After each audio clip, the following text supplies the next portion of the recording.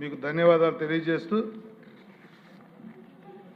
మా బండారు సత్యనారాయణమూర్తి గారు గత నేపథ్యం కానీ ఇప్పుడు కానీ చాలా విషయాలు మాట్లాడారు అధ్యక్ష.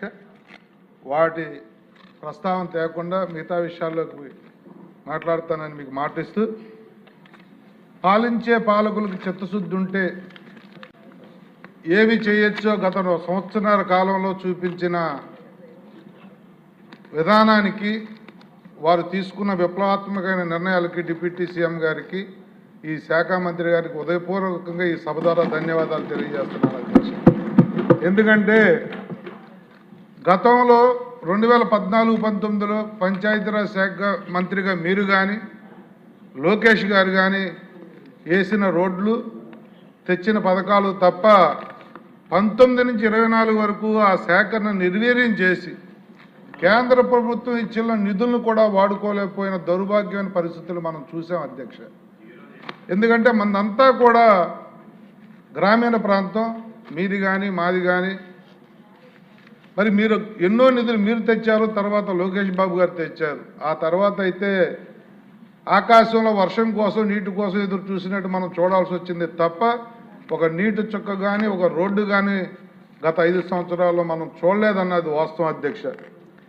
మరి ఆ బాధ్యతలు పవన్ కళ్యాణ్ గారు తీసుకున్నప్పుడు మరి పవన్ కళ్యాణ్ గారి మీద చాలా అంచనాలు ఉండేవి అధ్యక్ష.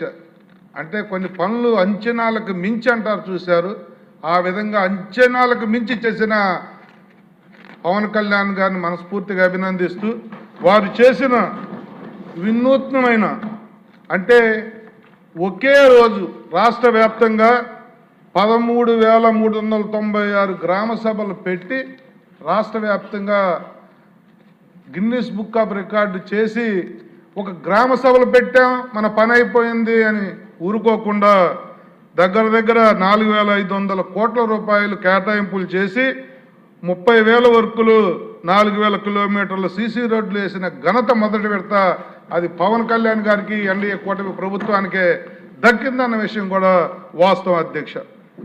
దాంతోపాటు ఫేజ్ 2లో మళ్ళీ 8,577 కిలోమీటర్లు కొత్త గ్రామీణ రహదారులతో ప్రారంభించడంతో పాటు అలాగే 5,838 కోట్ల కేటాయింపులు కూడా చేశారు అధ్యక్ష.